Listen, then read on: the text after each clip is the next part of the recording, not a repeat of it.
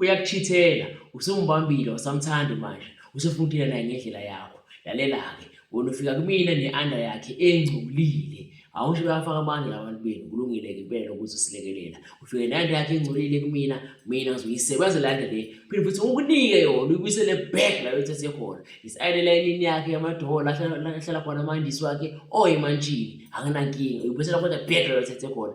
Abone next ukuthi kunale eshodayo. Kumele ukuthi ayigcoke futhi. Noma ngabe ngayiwasha ngabe nenkinga, mina sengiyisebenzile umuthi wami uyahlala. Impela uma ngabe uyakuchithela, usufuna ukumfundisa isifundo, ufike ne-under yakhe bese ngizokunika yona back uma uceda ukuyisebenza. Waba no-SMD ayihlali kimi, waba no-SMD. Sisebenza sibabili ukhona nawe. Usiyisebenza bese ngiwakunika futhi ujike nayo. Uyibuyisele lapho uyithathe khona, uyosibeka ayigqoka nje.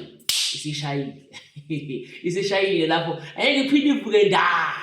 Kodwa lokho ukhumbula ukuthi ukwenza only if usufuna ukumshiya nawe. Sakudine kakhulu. Dala umbamba umkhuzi akalaleli. Usufuna ukumshiya, manje ufuna ukumshiya nesihlungu engaphindi ivuke. Phela ukhumbula umuntu wesilisa amandla akhe alapho esiseni sakhe sangasese. Ngaphandle kwesiseni sangasese akasanawo amandla. Yinye vo into ehlukanisa umuntu wesifazane nomuntu wesilisa ukuthi lo ya unevolovolo. Manje uma ngabe sengasasebenzi uyovela afane nawe naye umuntu wesifazane uyohlala naye ngoba bayomthanda impela kodwa ivuke laphaya. Bamthanda ivuke laphaya. Abantu basifazane bazohamba bamshiye. Ayizwe lehlungu loba kuzosebona. Umzuzu liyapeli ya.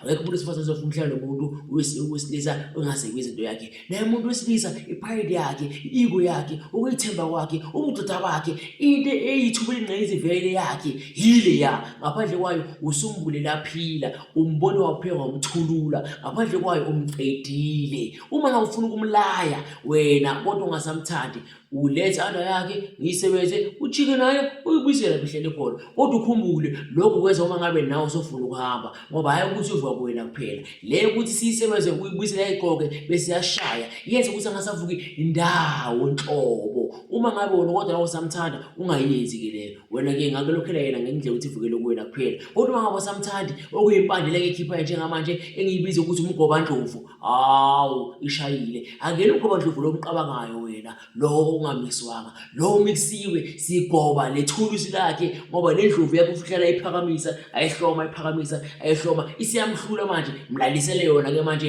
ilengo hlobo kwendlovu imsinde manje ngaphindi isebenze ndawo. Kodwa wena kwakho kwenzani ukufika ne-under yakhe. Ukhumbule futhi ngithi mina uma ngabe usufuna ukumshiya ngoba angeke isavuke ndawo nakuwe qobo ngeke isavuke umbula laphila ngoba angeke isavuke ndawo. Wena nje mlidle ukuthi ayigqoke nje kuphela, wayigqoka isishayile uphelile ngaye uqedile. Mangana kakhulu ke manje ngithi kuwena yamaqala ithi ayike ngana isixazululo ukuthi benkinga usho isixazululo.